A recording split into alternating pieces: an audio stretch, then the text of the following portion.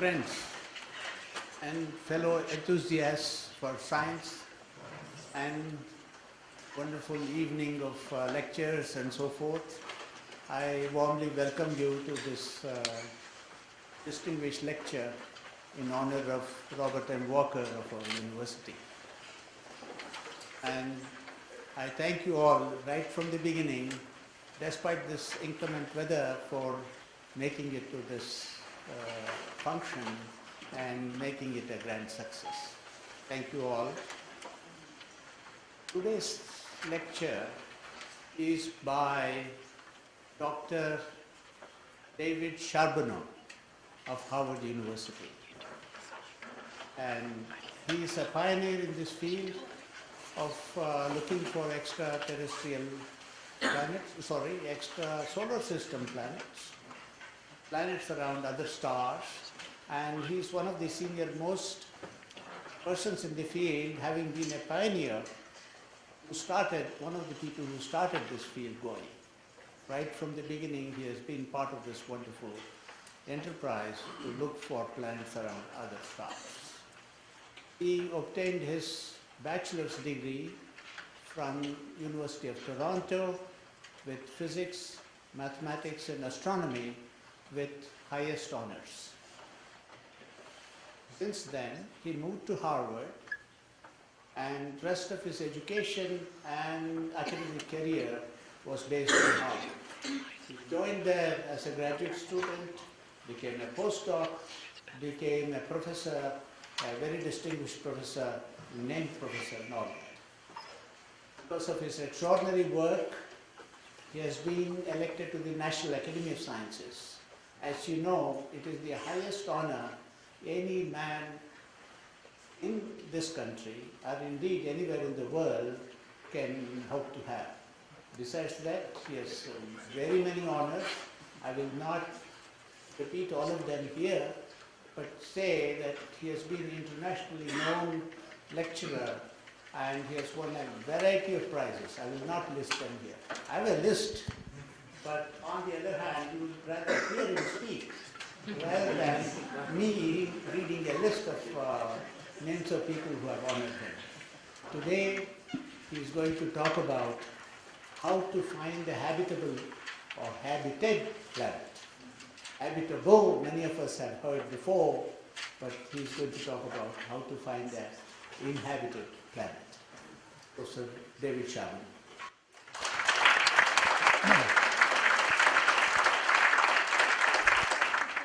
Okay. So if you take a small camera and you go out to a really dark site, maybe away from Boston or St. Louis, and you open up the shutter, this is what you get. Okay? And it's basically stars all the way down. Okay? We now know that there are 300 billion stars in our own galaxy. And so it's very natural to wonder whether any of those have planets like the solar system and maybe even life on those planets.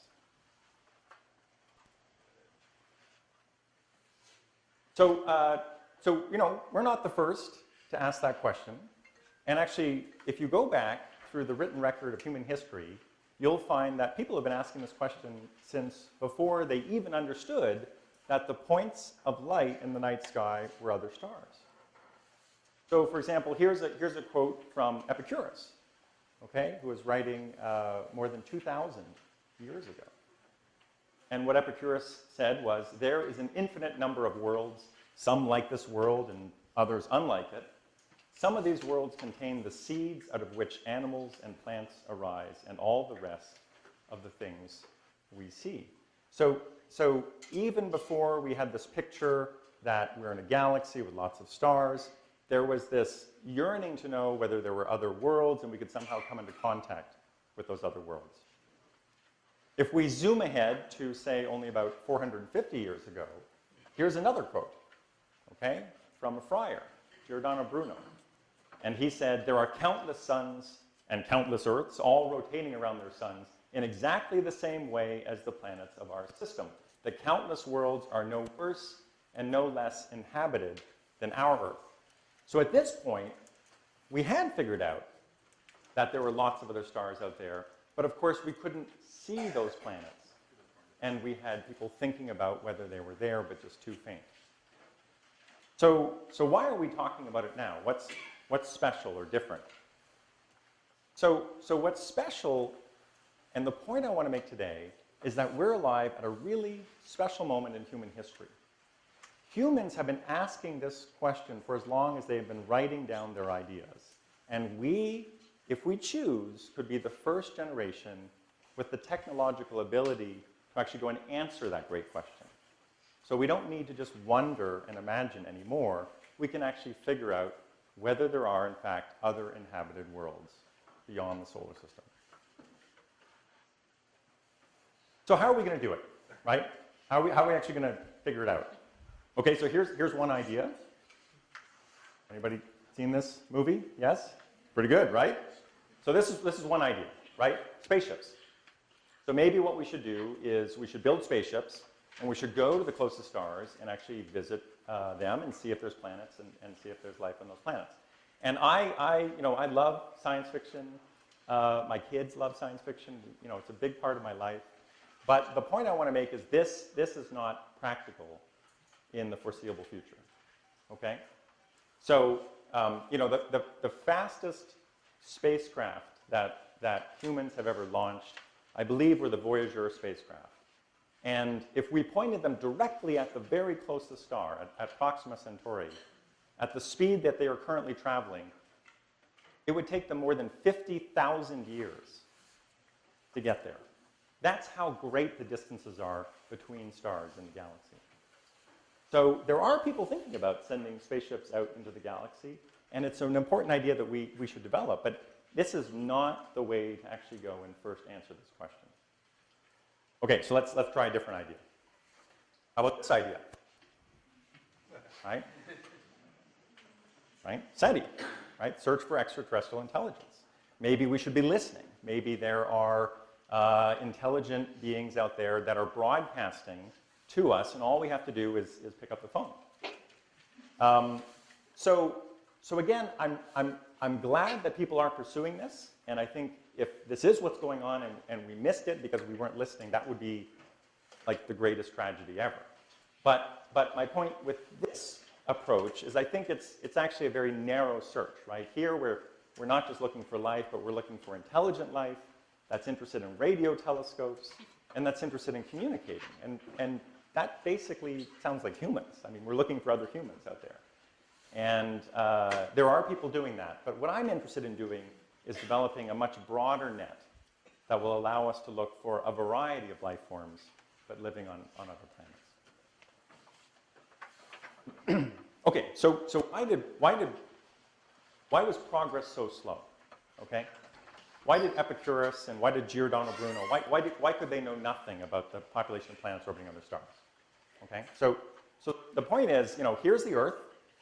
That's every politician, every poet, every historian, all the great ideas that you're learning about at this great university, it all comes from this one little blue marble. And so in your minds, this is a really big place, but not to astronomers, unfortunately. So let me put the Earth in perspective. So let me compare the Earth to just one other planet in our own solar system. Okay? All right, so let's compare the Earth to Jupiter. Okay, so to scale, that's how big the Earth is compared to Jupiter, right? So Jupiter is about 11 times bigger in diameter than the Earth. And Jupiter, of course, is just a planet, not a star. If we compare both the Earth and Jupiter to our sun, this is the correct scale. Okay? So instantly you can see why it was so hard for scientists to make any progress, right?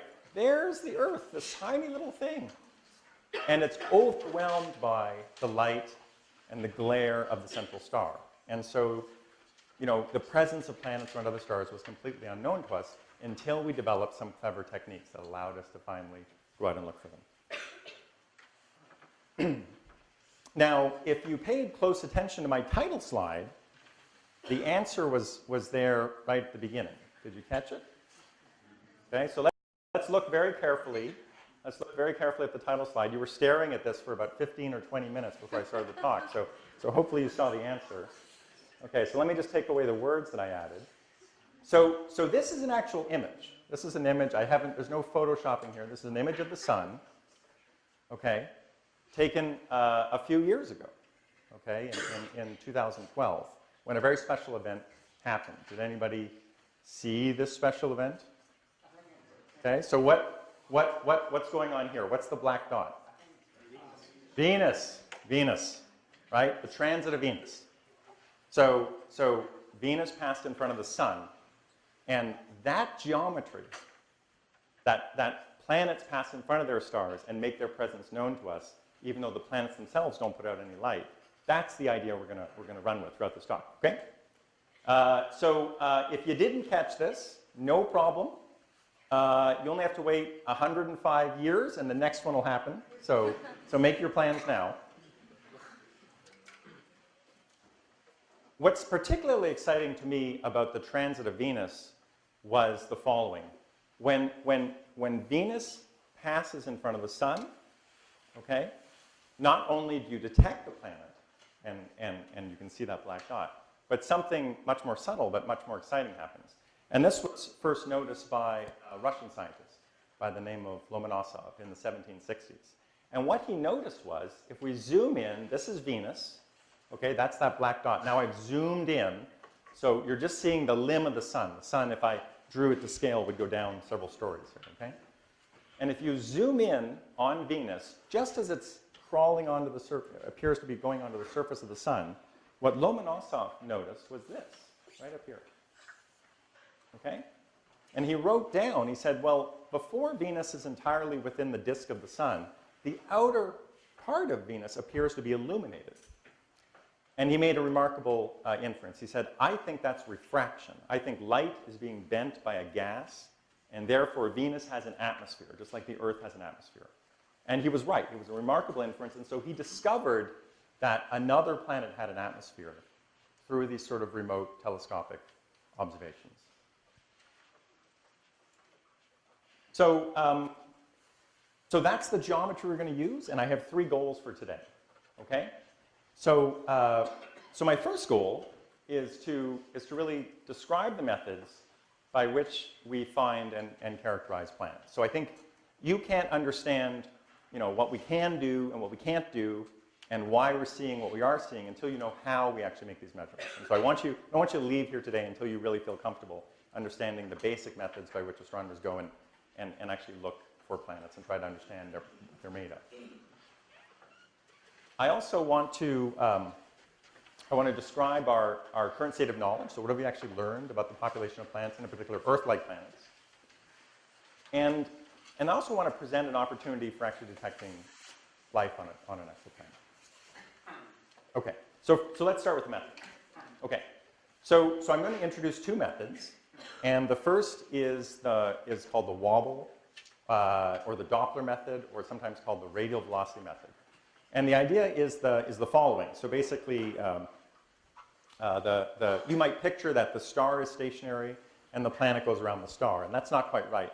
Actually, the star and the planet are in a dance around a mutual point called the center of mass. So picture it as if you were looking at two partners on the dance floor, and they were holding hands and they were kind of careening around, except that one partner was 300,000 times more massive than the other partner. Okay, so it would look like the central partner was barely moving and the lighter partner was going around, but in fact they're both do-si-doing in their orbit. And so what we can do is we look at the light from the star, and we can see that the light from the star appears to be coming towards us and away from us and towards us and away from us periodically over time, and we can say, oh, there must be something else pulling that star around, and we can measure the mass of that planet. Okay, so the Doppler method, this first method, it gives us mass. Then the other method is the transit method. That's the one I talked about with Venus. Okay, so the idea is for a tiny subset of the stars, this doesn't happen for all of them, but if our line of sight is exactly co-aligned with the orbit of the planet. And when the planet swings around its orbit, it'll pass in front of the star, and it'll block some of the light from the star. So you won't see, as depicted here, you won't actually see like a black dot on the star, but what you will measure is if you measure the total brightness of the star, you'll see that the star gets fainter for a period of time, because some of the light is being eclipsed. Okay, and then it'll brighten back up, and nothing, nothing, nothing, nothing, and then the planet comes around again. And so what that method does is it tells us the size. Okay, it tells us the size of the planet. And so if I have a planet and I know its mass and I know its size, then I can actually calculate its density. And so if the density is similar to that of rock, then maybe it's made of rock. If the density is much lower and is similar to that of gas, then maybe I found a gassy planet.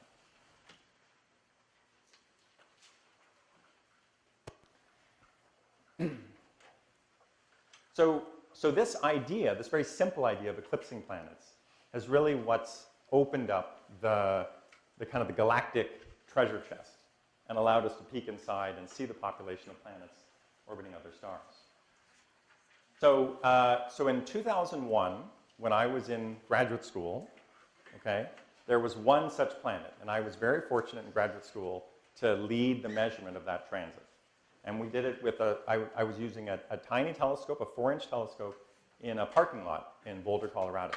Now, you know, the weather in the parking lot in Boulder, Colorado beats the heck out of the weather in Boston. And that's why, as a graduate student at Harvard, I'd travel out to Boulder to make these measurements. How has the field progressed since then? Okay, so 2001, we had one of these planets. It's now 2018, and we know of more than 5,000 such worlds. Okay, and new planets are literally being discovered every day. Just yesterday, there was another exoplanet discovery, which some of you probably saw in the news. So what I'm particularly excited about is the idea that life changes the atmospheres of planets. And so whether or not life wants to make its presence known to us, life changes the appearance of a planet in a way that we can detect with telescopes. So the idea is, unlike SETI, there's no desire to communicate. The life doesn't have to be intelligent. It doesn't have to want to communicate. Just by going about its business, okay, it's going to produce gases, and then as an astronomer, I can go and detect the presence of those gases and learn that there's life. And in particular, photosynthesis on the Earth has profoundly altered how the Earth appears to a remote alien astronomer, right? If you were an alien and you were using these ideas and you were looking at our solar system, you would see all the planets, and then you would see there was something really special and different about the third planet from the sun. The third planet's atmosphere has lots of oxygen, but you know that oxygen isn't naturally produced. It's only produced by life. And the continents are green. Continents shouldn't be green. Rock is brown, right? But of course, it's green due to forestation. So that's the idea, that life is going to produce these gases, and using our telescopes, we're going to be able to make those measurements. And in particular, how we're going to make those measurements is during the transit, just like Lomonosov, the Russian scientist, noticed with Venus. The planet will go in front of the star, and some of the light from the star will pass through the atmosphere of the planet. So imprinted on that light will now be the chemical fingerprint of whatever atoms or molecules are in the atmosphere. Then that light travels across the vastness of space. We catch it with our telescopes, and we analyze it, and we say, oh, there's oxygen, or there's methane, or there's water, or whatever there is. To do that, we're going to need really powerful telescopes. Here's one such telescope. Okay? The James Webb Space Telescope. So who here has heard of the James Webb Space Telescope before? Okay, so I'll be the first to say James Webb Space Telescope has not been in the news for the greatest of reasons over the last few years. It is over budget, and it should not be. And it is delayed, and it should not be. But nonetheless, it is almost completely assembled. It is being tested, and it will soon launch into space, we hope in 2021. When it does so, it'll be an enormously powerful facility for all sorts of astrophysics, okay? Big Bang, cosmology, the births and deaths of stars, and also for making exactly the kind of measurements that I've just described. Because it's such a big telescope, and it's very sensitive to infrared wavelengths, it is going to be very good at detecting the molecules in the atmospheres of other planets. Just to show you some pictures as JWST was being assembled, right? It has this, the mirrors have this beautiful gold color, and that's because they are coated to be very sensitive to those infrared wavelengths. And you can see how enormous the telescope is, right? Here are two workers perched over this telescope, which will launch into space and then unfold, will deploy.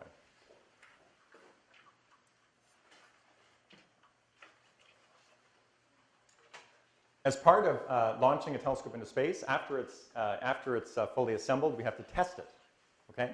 And part of that testing is the telescope was assembled at the Goddard Space Flight Center, which is just north of DC in Maryland. And then we take the telescope to Texas, and we put it in the largest testing chamber that we have. And then we can simulate space conditions, right? We can make it very cold. We can put it in a vacuum. We can shake it. But of course, there was some concern, would the telescope fit? And indeed, it barely fits inside. See how much it cleared right there? And so, so this is going to be a transformative facility for making these sorts of measurements. And then the question is, what can we do from the ground? Okay? And so I want to tell you about another important telescope. And that's the Giant Magellan Telescope. Okay? So the Giant Magellan Telescope, let's see if I can.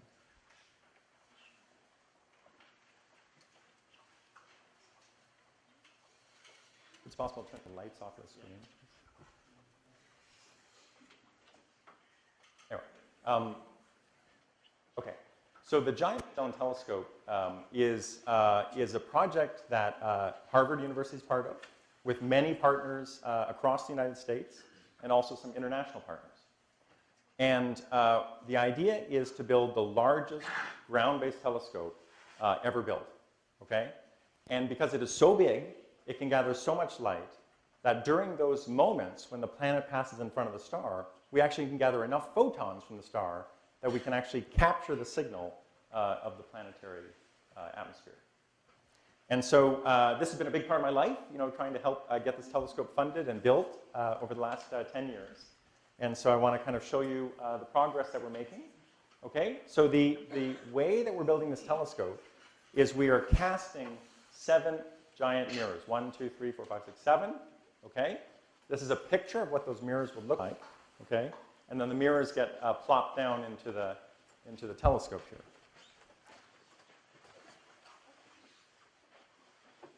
Okay, so these are going to be the mirrors here. Okay, all right. To show you to scale, you know, there's one person. So each of these is about 8.5 meters across, so about 25 feet across, one mirror, but there's going to be 7 of them.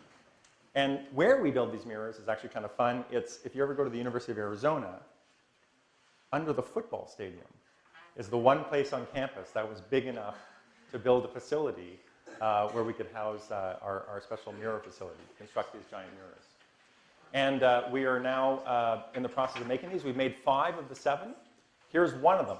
It hasn't been polished yet, but you see all the people sitting on this funny bench. This bench, that's that middle mirror, just to show you how enormous this is going to be. Okay? And so the Giant Magellan Telescope, of course, is much bigger than the James Webb Space Telescope because it's located on the ground. We don't have to put it up into space. And we are planning for it to be completed in 2023, and then it's going to be located in Chile. And the skies in Chile are really great for astronomical observing. So, so for the past, 10 years, ever since we've been finding transiting planets, we've been studying the atmospheres, but we've only been able to study the atmospheres for big gas giant planets, planets like Jupiter and Saturn. And the reason is because they're big, they're just easier to study. What we want to do now is push down to these much smaller, rockier planets, because that's where we think the life might be. But that's going to require these much more powerful facilities. So in the past, we've been using the Hubble Space Telescope, but instead of the Hubble now, we're going to have the James Webb Space Telescope. And in the past, we've been using large ground-based telescopes like the Magellan Telescope or the Keck Telescope. Now we're going to replace that with the Giant Magellan Telescope. Okay, so what's the challenge? Okay, so just to remind you how hard this is. Okay, so there's a picture of the sun and the Earth. Who sees the Earth? Ready? No? All right, let's go look for it. Okay, so where's the Earth? Okay, these are sunspots. So sunspots are much bigger than the Earth. Okay? Okay? They are. Yeah, when you see sunspots, those are much bigger. That's the Earth. Okay? So remember that when I put it in scale, I showed you how difficult it is. And the trouble is, here, we don't just want to find the Earth, but we are not interested in finding the planet. We're actually interested in studying the little onion skin of an atmosphere surrounding the planet. And so it's a teeny tiny signal. Okay. So given how difficult this is, how do we actually go about making progress and actually learning about the rate of occurrence of these planets? So, I would say that it's really difficult to overstate the impact of the NASA Kepler mission. Kepler was a spacecraft that was devoted to the discovery of planets through the transit method. It launched in 2009, and for 4 years, it stared at one patch of the sky. It stared at 150,000 stars, looking for planets of all sizes, including planets as small as the Earth. Then at the end of that time, we had hoped it would continue, but one of the internal components broke, and the telescope could no longer be pointed sufficiently accurately to make these measurements. And so the telescope started a new life, which we called K2, where it started looking at different patches of the sky. So it could still find planets, but it couldn't stare at the same patch of the sky for 4 years, the way we had been doing previously. Now, why do we have to stare at the same stars for 4 years? Well, think about it. If you want to find Earth-like planets in the habitable zone, right, at the right distance from their stars so that they might have life, that means they take a year to go around their star.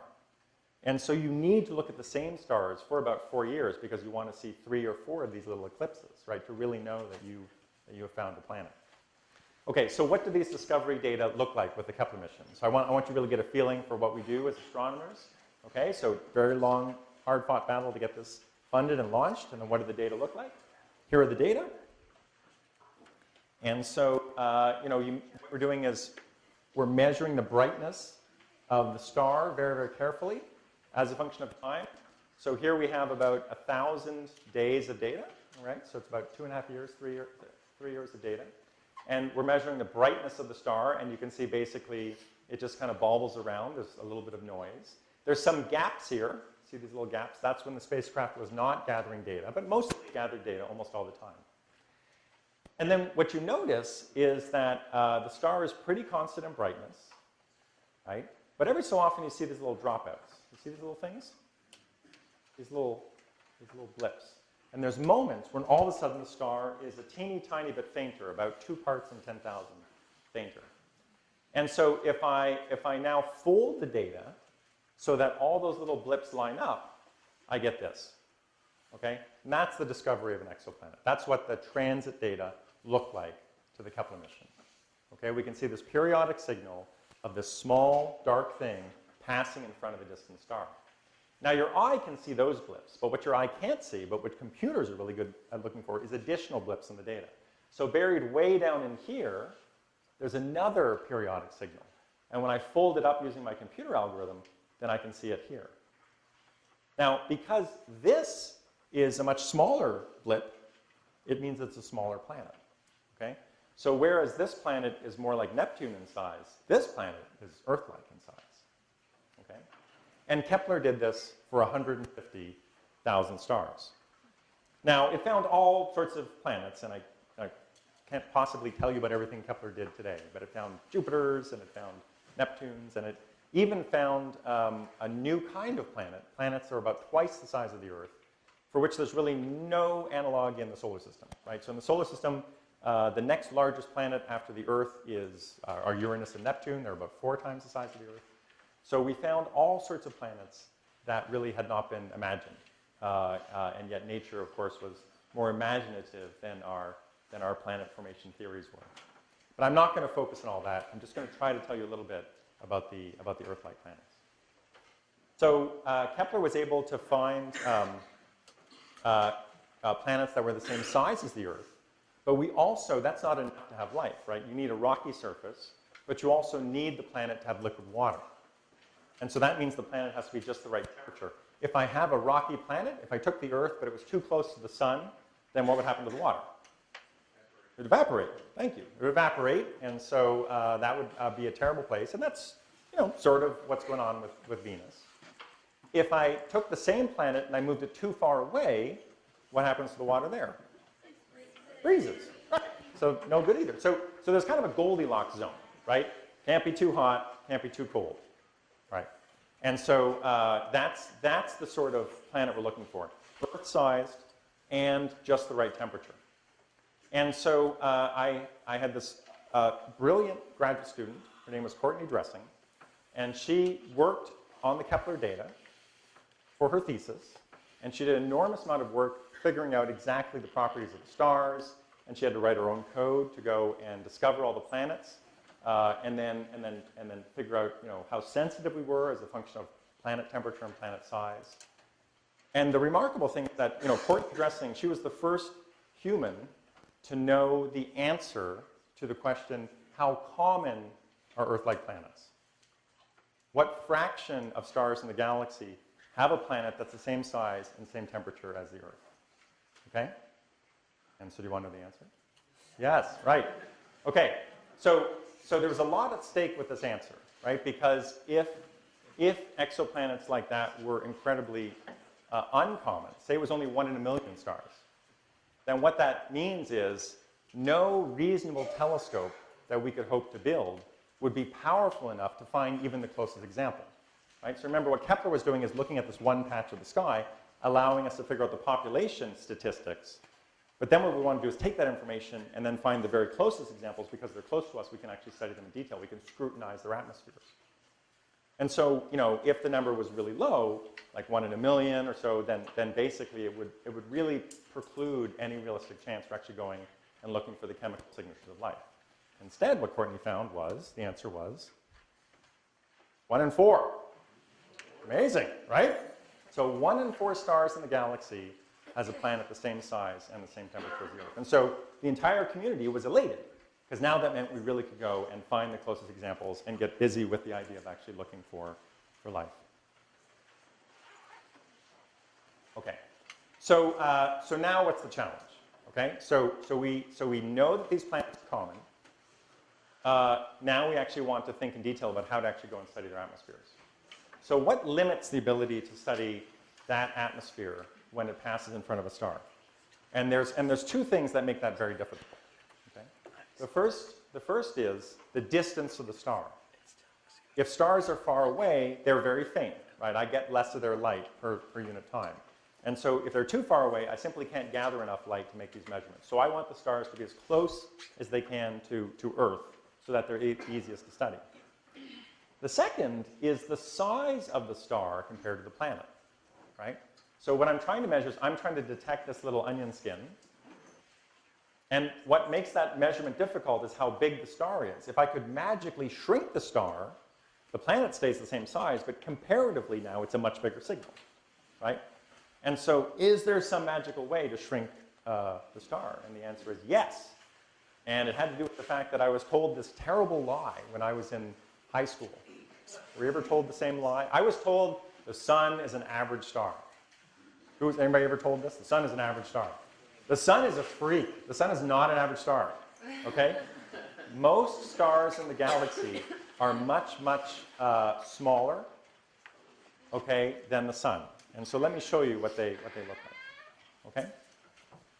Okay, so this is a red dwarf star. Astronomers call these M dwarf stars, okay? And they are typically about a quarter the size of the sun, a quarter the mass of the sun, and importantly, they put out about 1/1000th the amount of light that the sun puts out. So when you look out at the night sky, you only see with your eye, you only see the sun-like stars.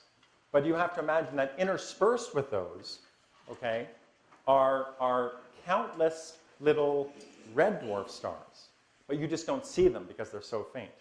But nonetheless, they're out there. And these red dwarf stars, these present an enormous opportunity. And I want to tell you a little bit about the reasons, okay? The first is they have very low what we call luminosity. What that means is the amount of energy they put out per second is simply much, much less than the sun. It's about 1/1000th what the sun puts out. So, imagine I've got a 1,000-watt light bulb, and that's what's heating your room, okay? And it's like a cold winter night, like space. Space is cold. And so the question is, at what distance do you want to be the right distance from that 1,000-watt light bulb? So there's some distance, and for the Earth, right, that puts you so far away that it takes about a year to go around the sun. That's the habitable zone for a sun-like star. If now I am not talking about a 1,000-watt light bulb, but a 1-watt light bulb, a little Christmas tree light, there is some new equilibrium. There's some distance at which you can still have liquid water, but it's much, much closer to the star, right? So planets in the habitable zones of M dwarfs, right, are tucked in very close. This blue region, that's the habitable zone for an M dwarf. And because it's tucked in very close, instead of taking a year to go around, now the planet goes around about 10 days. And that makes it much easier to detect, right? Instead of getting one shot to study the atmosphere a year, now I get one shot every 10 days.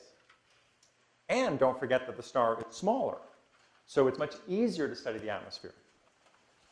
Then there's another very important part of the puzzle, which has to do with how common these stars are. So if I draw a bubble around the sun, and I go out just to 10 parsecs, so that's like, that's just our closest neighbors. And I count up all the stars in that bubble. Here's what you get, okay? There are about 20, I've shown them here, there are about 20 sun-like stars. Stars that are about the same size and brightness as the sun within that little volume of space, okay? And then there's a few stars that are even brighter and more massive, and astronomers give letters to these stars. So we call them O stars and B stars and A stars. And there's a few of these A and F stars and so on. But those are not the stars for which I can actually make these measurements. I have to look at these low-mass stars, these red dwarf stars. So how common are they? Okay, so in that same volume of space, we've counted all those stars, and here they are.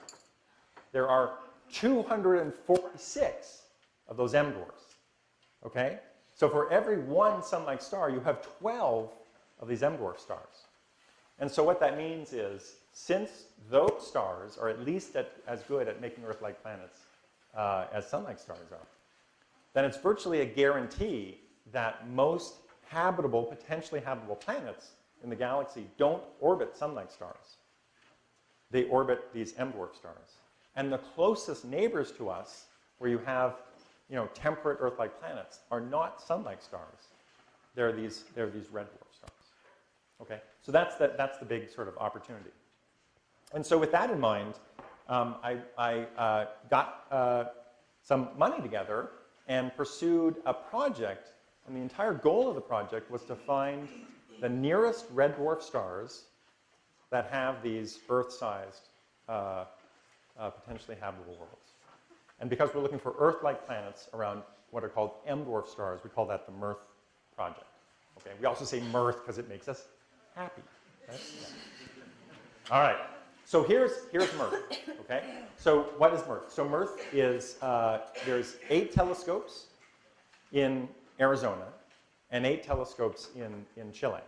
And we have to have some in the north and some in the south because maybe the closest habitable planet is in one hemisphere. And so you need to look at the whole sky. And it's a fully robotic system. Okay. So what these telescopes do is they survey the stars every night. And we have a list of like the 2,000 closest small stars to us. And so each one telescope is tasked on any given night with like 10 stars. So it looks at a star, looks at another star, looks at another star, and then it goes back and repeats that cycle. And the reason it has to repeat the cycle is, of course, it's only a fraction of time that the planet's actually in front of the star, and you can catch it. Most of the time, the planet isn't in front of the star. Okay, so there's one of the facilities. Here's the other one, just as the sun is rising, so you can see all the 8 telescopes. There's a total of 16. And as I mentioned, we have this one facility in the north, in Arizona, and then this one facility in the south, in Chile. And you can see all the little telescopes in there. So look up here. Okay. Right, so this is, you can see the roll-off shed, and then here you can see those 8 telescopes.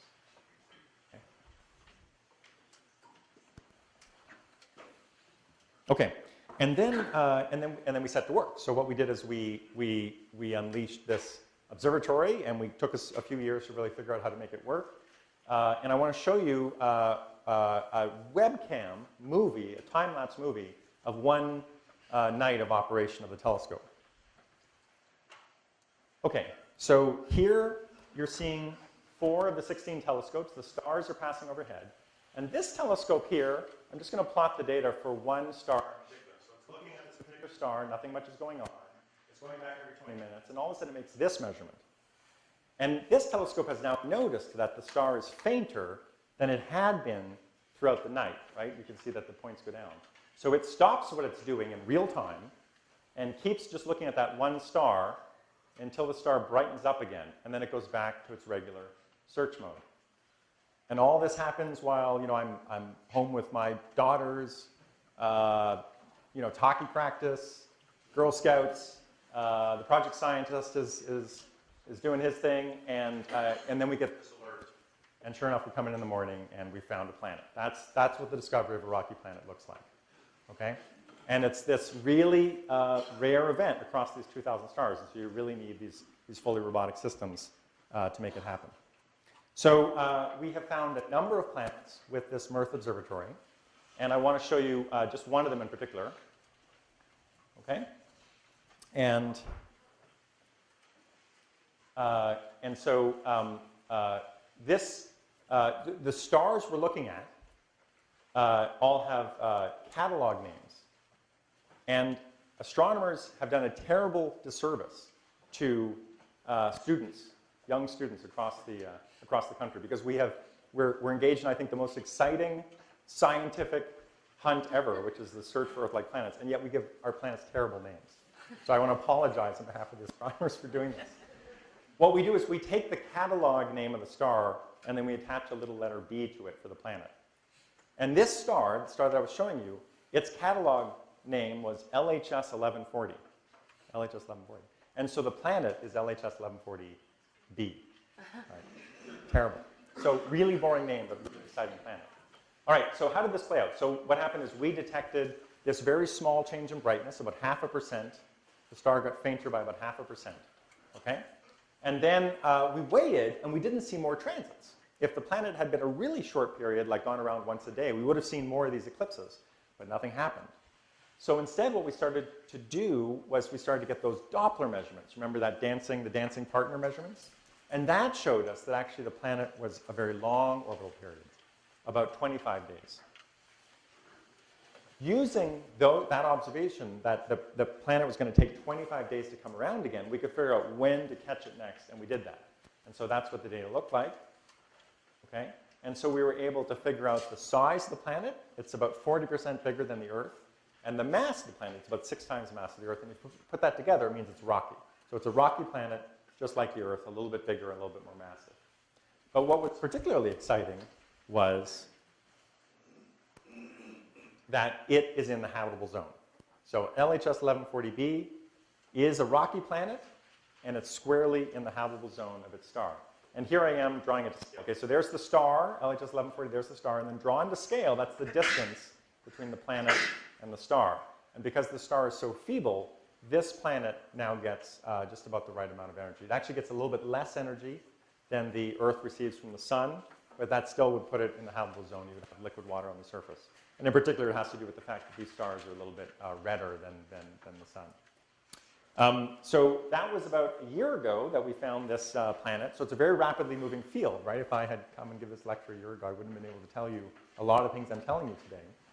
And then just recently, just month and a half ago, 2 months ago, another exciting thing happened, which was the following. We were following up this planet because we wanted to look very carefully at times of transit, just to see sometimes there's anomalies that you can see in the light curve. And so we went and got very nice data, but not from the ground now, but from space, using an infrared space telescope, the NASA Spitzer Space Telescope. And it's very good at making these light curves. And we were gathering those data, and there's the transit as we predicted, but instead of being flat afterwards, we saw this. Okay? And so what that is a second planet in the system. Okay? So you're looking at this star edge on, and in the solar system, all the planets are basically in the same plane. So once you've found an edge on the system, it's just a matter of time before these other planets betray themselves to you. And so what you can see is that second planet, it's a coincidence that it happens to go in front of the star around the same time. But we gathered many of these. We had like 8 of these light curves. But just on this one time, we caught this additional planet. You can instantly see the other planet is smaller. How do you know it's smaller? Because it blocks less of the light, right? So if this planet here is 40% bigger than the Earth, this one blocks less of light, so it's actually just about Earth size. And then also what you can see is that this planet here is interior to the planet we knew about. It's on a shorter period orbit. And the way to see that is this amount of time tells you how long it takes the planet to go all the way in front of the star. So if this planet can go in front of the star in less time, you see, less time to get across here than this, that means it's moving at a higher velocity. So it's got to be closer to the star than the planet we knew about. And so here I can make a little sketch of the system, right? There's my little M dwarf, right? I've drawn the sun just to scale so you can see how small these stars are. That's the star. And then here's this new planet, LHS 1140c. It gets about 6 times as much light as the Earth gets from the sun. And then out here, this is the habitable planet, LHS 1140b. That's the first one we found. And it gets about half as much light as the Earth. Okay?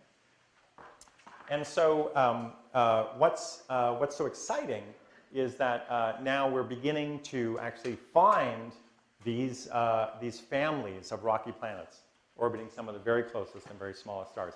Exactly what we needed to go and plan our follow-up observations. Okay.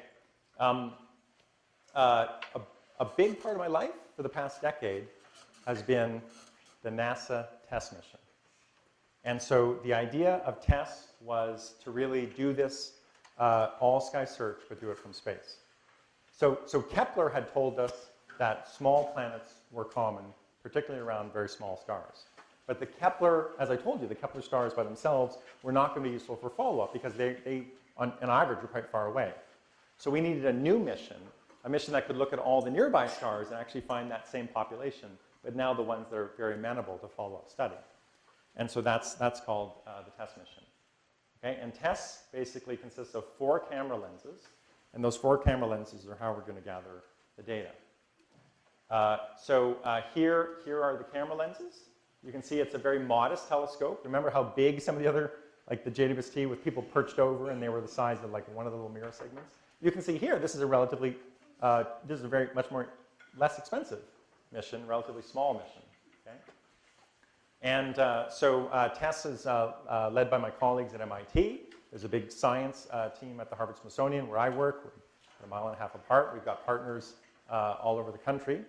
And we worked very hard for 10 years. And then very excitingly, just in April of this year, April 18th, TESS was launched on the SpaceX rocket.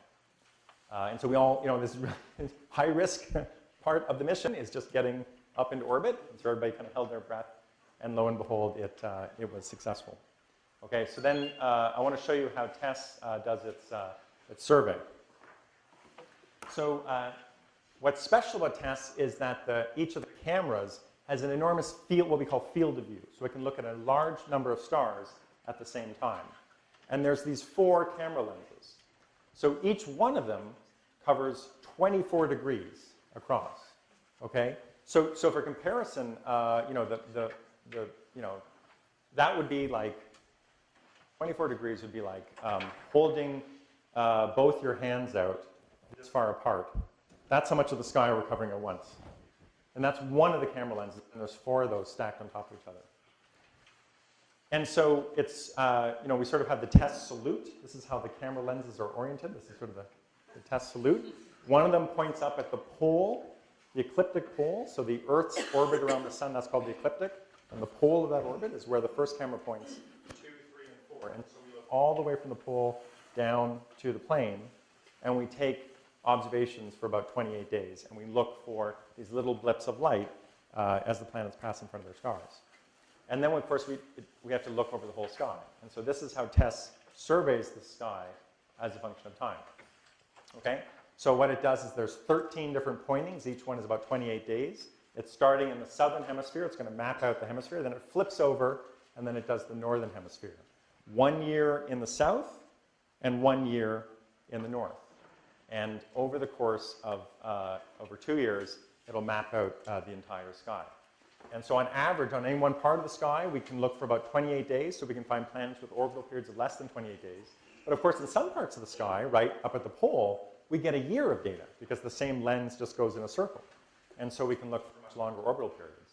But, you know, in terms of sensitivity for habitable planets, this is fine, because remember, we're looking for those habitable planets around these dim red dwarf stars, and the habitable zones there might be 10 or 20 days. So even 28 days of data is enough, let alone a year. So, so the idea is very much that TESS will help Mirth and perhaps find, and we're going to find the precious population of the very closest rocky planets. So TESS launched in April. There was a number of months of testing the spacecraft, making sure that it was working as we expected. We started getting science data in August, and then by mid-September we had our first planet, okay? And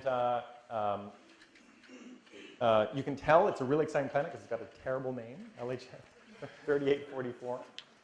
And these are what those data look like. Okay, so here you can see the test data and this little blip of light. And when you do the math, lo and behold, that is, once again, a rocky planet. Now, this one is much hotter. This one is not a habitable planet. But nonetheless, it's an Earth-sized planet. It's a rocky planet. And of course, it's just the first one in the system. And like as was the case for the other one I told you about, I fully expect, we know from Kepler statistics, that these planets tend to come, they're not singletons. We tend to find 5 or 6 of them at once around one star. This is the closest in one, and I fully expect that as TESS operates, we're going to find more in the system. And then, of course, as we complete our sky over the next 2 years, we're going to hopefully find perhaps a dozen of these worlds. So, now that we're beginning to find these systems of rocky planets, and we've got these big facilities coming online, you can see how the picture is going to fit together. So, so in particular, I want to talk now a little bit about how these two facilities complement each other. Okay, so we've got the Giant Magellan Telescope and the James Webb Space Telescope. Why do we need both of them? So I think it is imperative that we detect oxygen, right? So oxygen on the Earth, that's the dead giveaway of life. Oxygen on the Earth, all the oxygen that you're breathing now, that was all produced by photosynthesis. That was produced by biological activity. It's 20% of the Earth's atmosphere. It's a radical change from what the Earth would have looked like if we didn't have life. That's the telltale sign of life that astronomers can observe across the vastness of space. It so happens that you need a really big aperture to detect that signal. It's a difficult signal to measure. And you can do it at the wavelengths of light where our atmosphere is transparent. And so the light can make it to the surface. And that's really the role of the Giant Magellan Telescope. It will be an oxygen detector. However, oxygen itself doesn't prove that there's life because, of course, as we've talked about these ideas, my colleagues have come up with, you know, alternate scenarios where you could get oxygen, but from a process that wasn't due to life. For example, if these little red dwarf stars that I talked about, they sometimes put out a lot of ultraviolet light. That ultraviolet light could break apart a water molecule. And so water is oxygen and hydrogen. Imagine you could snap off the hydrogen, combine the oxygen, and then you're left with lots of oxygen, but it had nothing to do with photosynthesis, it just had to do with ultraviolet radiation. The way that you distinguish between that is you use the data from the James Webb Space Telescope. The James Webb Space Telescope is able to detect other molecules, in particular methane, and water, and carbon dioxide. And it's really the combination of detecting oxygen with the Giant Magellan Telescope and methane, water, and carbon dioxide with the James Webb Space Telescope that allows us to definitively detect that there's really life on one of these planets. Okay? And so, so I believe that's really the path forward. And I do think that you know, what these telescopes could pull off is really answering one of the greatest scientific questions about whether or not we are alone in the universe. And I think the impact of that is really much more than just astronomical. I think it has an impact even well beyond science. I think that really would change how a lot of people view their place in the cosmos. And so it's a question that is worthy of support, it's worthy of investment, and I have never met someone who didn't want to know if there was life on other planets, if there was aliens out there. As I've showed you, this is something humans have been wondering about for a very long time, and we can really be the first generation to go and answer that great question. And so for me, telescopes are really kind of like the spaceship. Telescopes allow us to do, in a very practical way, to actually see the conditions on other planets, see whether there's life on other planets.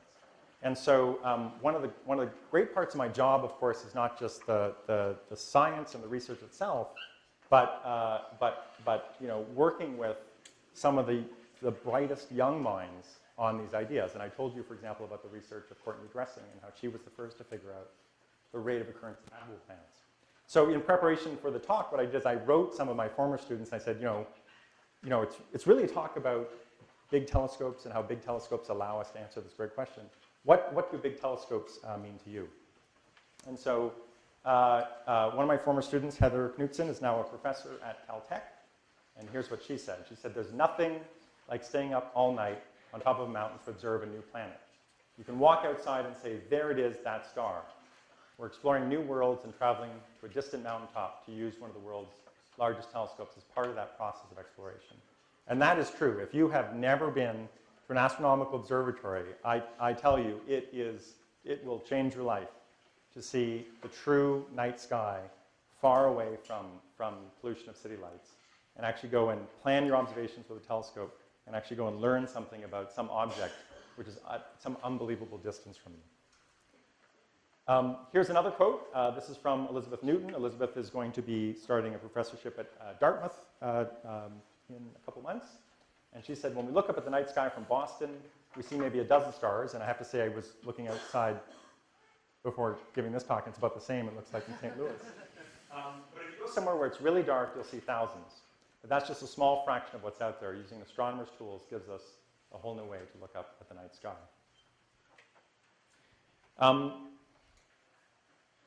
And then finally, here's a quote from a current graduate student, Hannah Diamond Lowe, and she's just started her studies. And she came to work with me at Harvard. She said, look, what I want to do is I want to be the first to really study the atmospheres of these rocky planets. Now, we can't go and look for life. We can't do oxygen until we build these other telescopes. But we can begin already to characterize whether these planets have atmospheres. And that's going to be the subject of her thesis. And here's what she said. She said, spending time at one of the biggest telescopes in the world has given me a grand perspective on the accomplishments of humanity.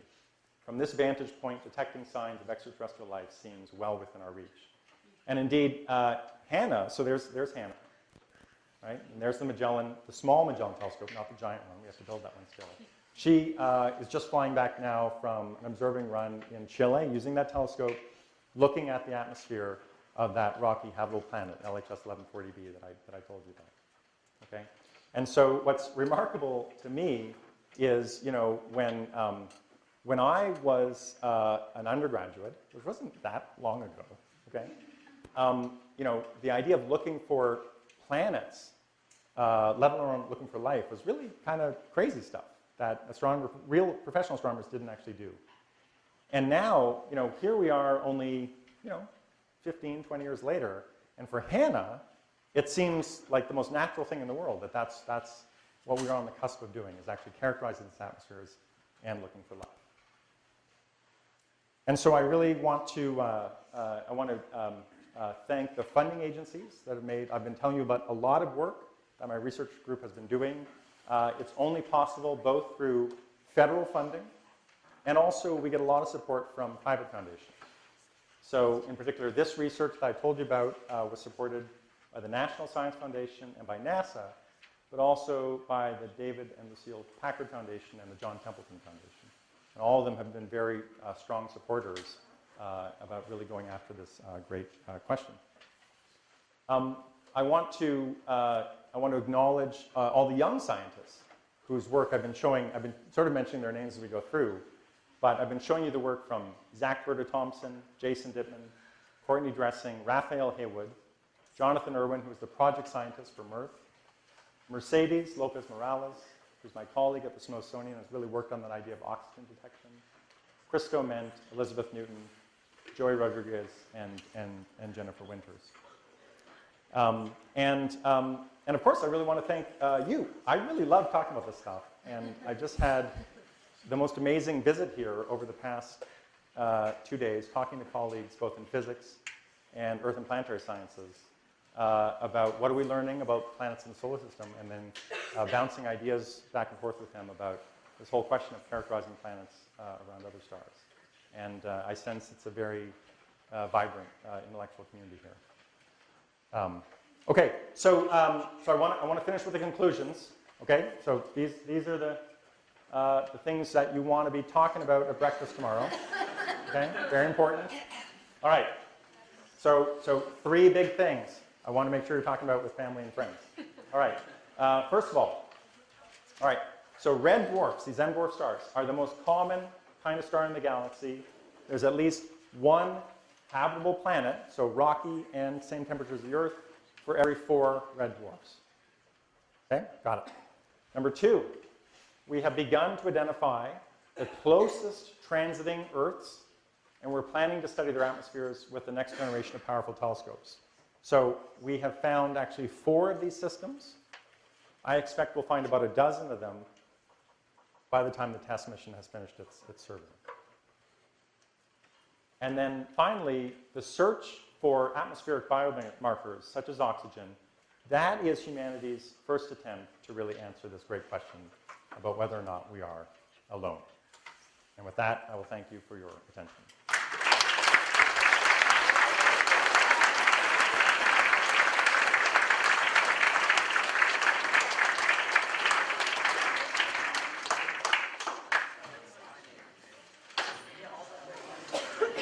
Now, I'm very happy to answer questions, if you have some.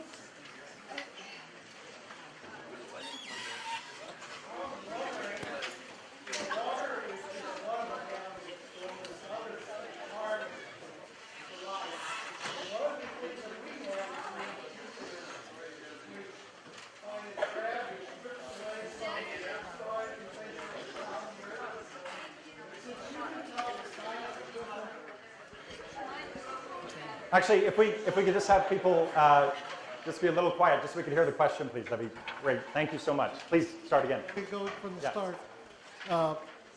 Water is only one of the habitable zones. Yeah. Okay. There are many other things, ozone, oxygen, etc. But one of the things in our solar system that's really important is having the planet Jupiter. Right. Because Jupiter, by its gravity, deflects asteroids and other things from pounding the Earth. Yes. Since you can see other planets, Right. if you're going to be looking for life, it would seem like you would want to be looking for planets that have a large planet Right. fairly close in order to make it more likely that life could Right. exist. I got it. Great. That's a great question. So, what's really fun about this field is to begin to think, what are the minimum set of requirements that a planet has to have? I really today was focused on 2 of them. Got to be rocky and got to be the right temperature. But you're right, certainly another one could be that you want to have other large planets that are farther out and that protect the Earth-like planets from large impacts. And indeed, that's exactly what we can see in our data with those wobble measurements. We can see when there are those larger planets.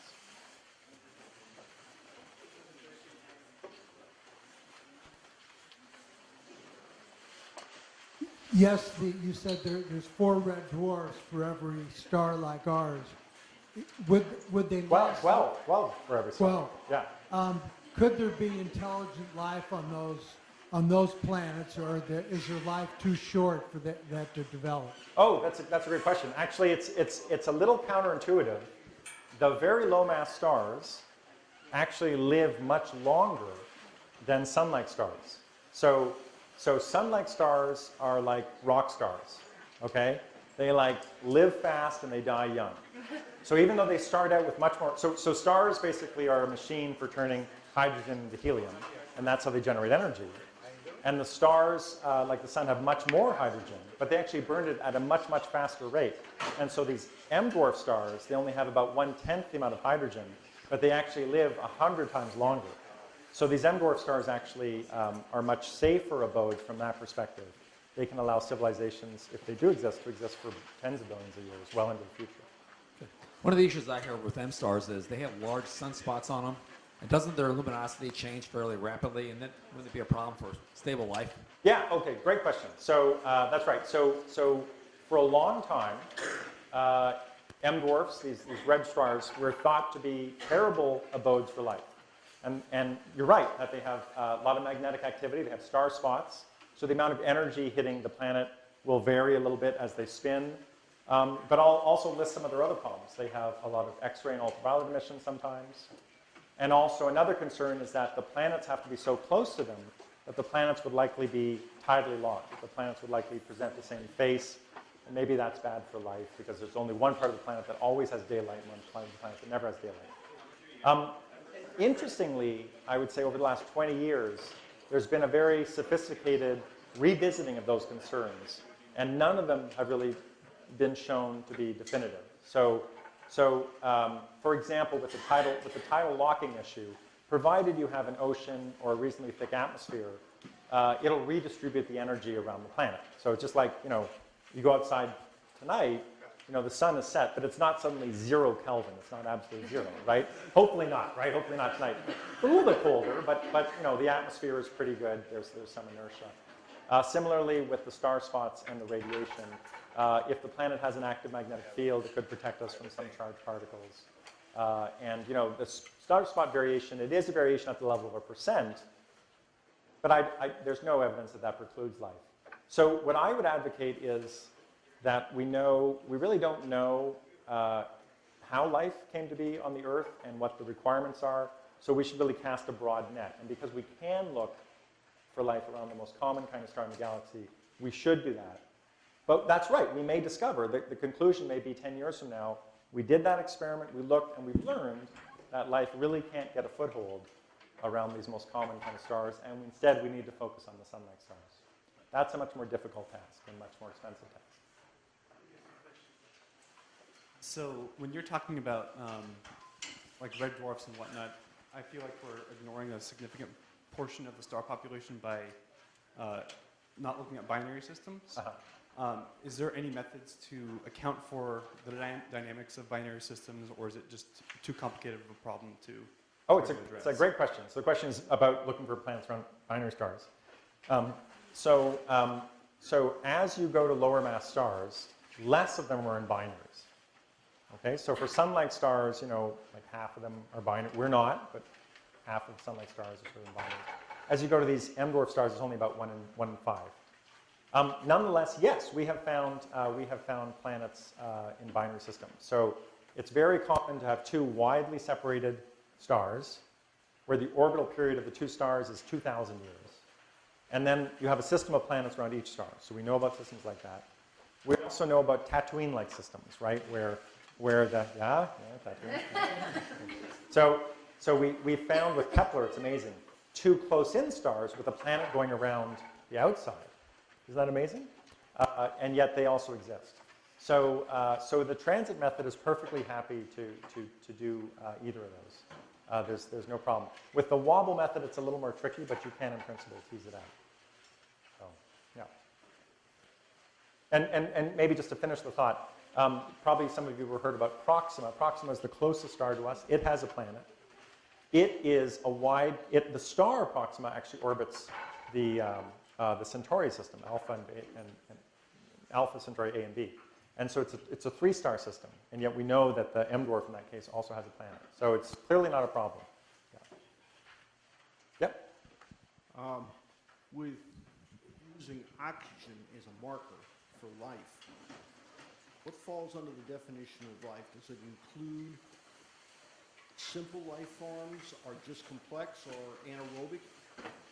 Yeah, that's a great question. So what I'm outlining here is a strategy for detecting life as we know it, life very similar to life on the Earth, and basically photosynthesis. So that's the specific thing we're going to go after. If the planet has a lot of photosynthetic activity. It's going to produce a lot of oxygen, and that's something that we can measure.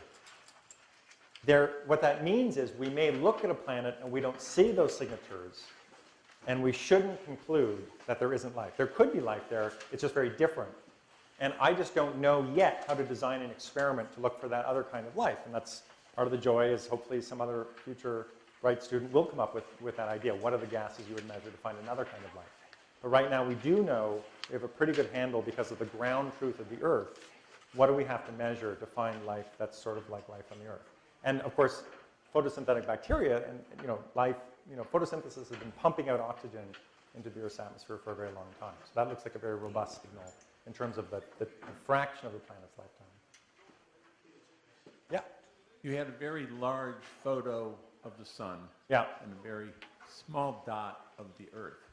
How was that photo taken? I faked it. Oh, I faked it, yeah. Yeah, so actually taking that from the perspective of a distant astronomer, you'd have to go outside the solar system. And so I just made a dot of the appropriate size and put it in front. Yeah. So for example, I started out with a picture of Venus, right? Venus looks really big, but the reason it's not that Venus is big, it's that we're close to Venus and the sun is far away, right? When Venus is in front of the sun, Venus is quite close to us. But actually, if you were an alien looking from far away, they're just those little tiny pinpricks. Yeah. Yeah. So when you observe these atmospheres, say in the next 5 years, 6 years or so, and you identify, say, one of these planets with oxygen in it, and you think there's a signature of life, what's next? What's the next step? Oh, yeah. Well, so I would say that that the specific thing we're trying to do is design experiments to detect oxygen and to detect other molecules. And I think that's my job is how do I go and measure oxygen? I think concluding that means there's life, that's a much harder process. And so I think there'll be a rich scientific discussion where colleagues will say, look, here's another potential way of making that oxygen that's due to geology or volcanoes or due to photolysis, light from the star breaking up. And I'll say, okay, great, but that must produce a different signature, something else I can measure about the planet. So I imagine that actually detecting oxygen really is something we could do in the next 5 to 10 years. I think conclusively getting to the point where we can say this really has to be due to life might be a longer process. So we should kind of be prepared for that. And then I think the other thing you would do is you would do this experiment for many different stars and to get to the question about what are the minimum conditions for life? If we could do this for 100 stars and actually see, what stars allow life and what is it about those stars? If the star has too much UV light, do we not find life? And really understand how robust is life to taking hold. Is life basically inevitable? Just like we now know planets, so in the last 5 years we've learned that planet formation is basically the inevitable outcome of star formation. All stars have planets. It's basically this major discovery from Kepler. Is life formation the inevitable outcome of planet formation? If you roughly get the right temperature, roughly get a rocky planet, or does it require just the right kind of star and plate tectonics and an active magnetic field and all sorts of other things? And that I think would take decades to really map that out. My question is that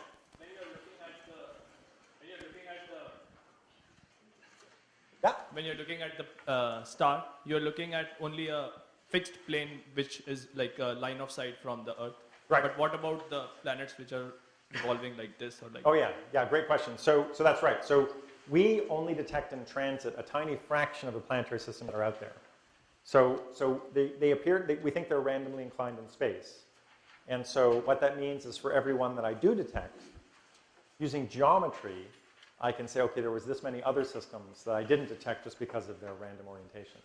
And because it's a straightforward calculation, and so that's how we get from a small number of detections to the actual occurrence rate for these systems. Now, what we have learned is in most cases, just like the solar system, the planets are coplanar, right? So in the solar system, all the planets are largely speaking within their tilt of their various orbits are all within a few degrees of each other. And that makes perfect sense because we think they formed out of a disk. We think that when the star forms, you get a disk of dust and gas, and that's the planets forming that disk. when we look at young stars, we can see those disks. There's exquisite images, I didn't show them, of disks that appear to be forming planets. And then we see the final products of planets, and they are these coplanar systems.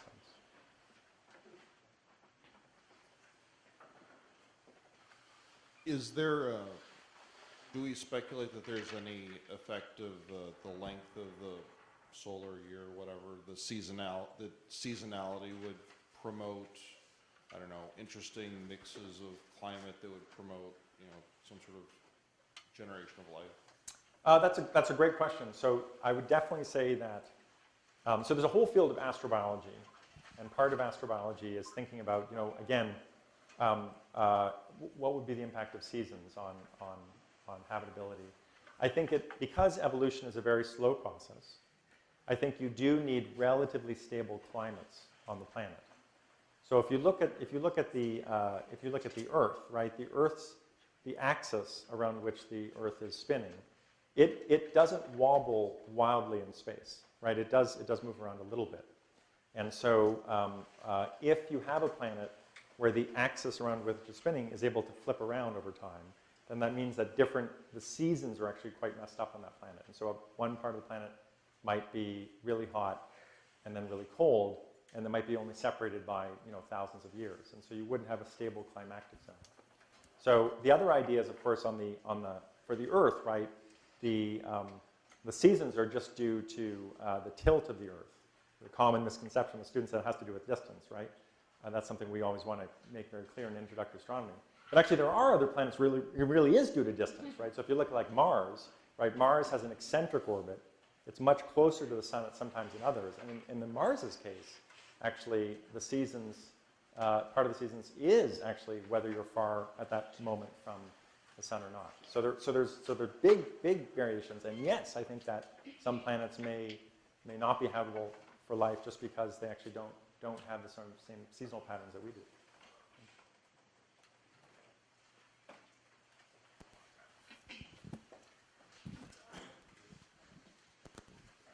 At the risk of sounding like a Luddite, if we take the position of the dog that catches the car, what do you suppose, and the fact that you can't interact with these other planets because of space and time concern, as you pointed out before? Yeah. Can you give an example of what the actual impact would be on us as of a worldview as a result of perhaps the fact that you're right? Yeah, sure. Yeah. So I would definitely say, you know, that's kind of the big impact of astronomy on humanity, right? So what does astronomy do for humanity? So if you look at other fields of science, right? So obviously biology and medicine, you know, there's very real impact, which is all of us have had friends and relatives who have suffered from disease, and if we could rid humanity from the scourge of that disease, that's a very real impact. If I think about engineering, you know, better defense, making our lives better through technology. So what does astronomy do? So if you look at astronomy, you know, historically, I think what astronomy has done is really put the human experience in perspective with respect to the physical universe, right? So there was a period of time, you know, we didn't know how old the universe was. Now we know the universe is 14 billion years old, and it's an amazing thing to really believe, you know, like my time in this universe is really, really tiny compared to the existence of the physical universe. Maybe I get 80 years, and out of 14 billion years. Or the physical scale of humanity, like physically, I'm 6'5" or something. But how far, how great, the universe is literally infinite, and that, you know, that's how small humans are. I would say we could learn that we're alone. We really, you know, I'm not presupposing. I think there's a misconception often when I give this talk that people say, oh, so life is like inevitable because there's so many stars. We really could learn we're alone, right? We could learn that despite the fact that there's lots of stars and lots of planets, that the Earth is the only place in the observable universe, observable meaning what we can reach with our telescopes, that actually has life. On the other hand, I think we could learn that there is life on other planets, and that it's kind of this natural outcome. And that we could actually ask much deeper questions.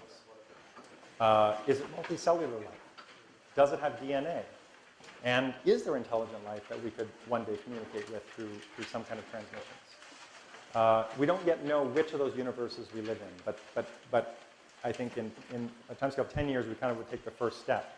The first time you study the atmosphere, you've got a planet that's the same age as the Earth, it's the same composition, and you go and look, and you see oxygen, or you don't see oxygen. That immediately puts you on a pretty different path about what might come next.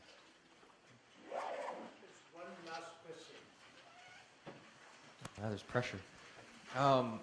Using the distance from the star as a measure for the habitable zone is good for like how much sunlight the planets are getting, but without an atmosphere, it can't hold any of that heat. Right. So will you be able to get, with your upcoming James Webb and the Large Magellan, measures of atmospheric density and size in addition to molecules? Yeah, that's a great question. So that's right. So I mean, the side of the planet that faces the star is warm. It's not, but you're right. It doesn't distribute that heat globally. So actually, the first experiment, just to show you how quickly this is moving. So TESS we launched in April. We got that first rocky planet from TESS in September. Then there's a postdoctoral fellow at the Harvard-Smithsonian, Laura Crawford. And Laura proposed a really great experiment where basically she's going to study that exoplanet as it spins around on its axis, and you see the day side and the night side, and measure the actual temperature of the planet directly with thermal infrared light. And if she sees that there's a really, really hot day side and a really cold night side, that probably means it didn't hold on to its atmosphere. On the other hand, if she sees there's a fairly modest day-night temperature, like if you were an alien studying the Earth, the difference in our temperature between day and night side, even though it feels like severe right now, right, it's actually very modest. And the point is we can measure that. We've been just waiting for the right system. Finally, we have the right system to do that. And in that case, that's a very close-in planet, so I wouldn't be surprised if we learned that it actually has lost its atmosphere because it's so close to the star and the star has basically blown that atmosphere off. So the first step will be just establishing whether there is an atmosphere, and I think she's going to do that in the next 6 months. Friends, I'm sure there are many more questions, but you all will agree with me that it has been one of the most illuminating lectures regarding planets around other stars that we have ever heard. And because of the lateness of the hour, I want to stop the questions now and return our thanks to our speaker, Dr. David Charbonneau.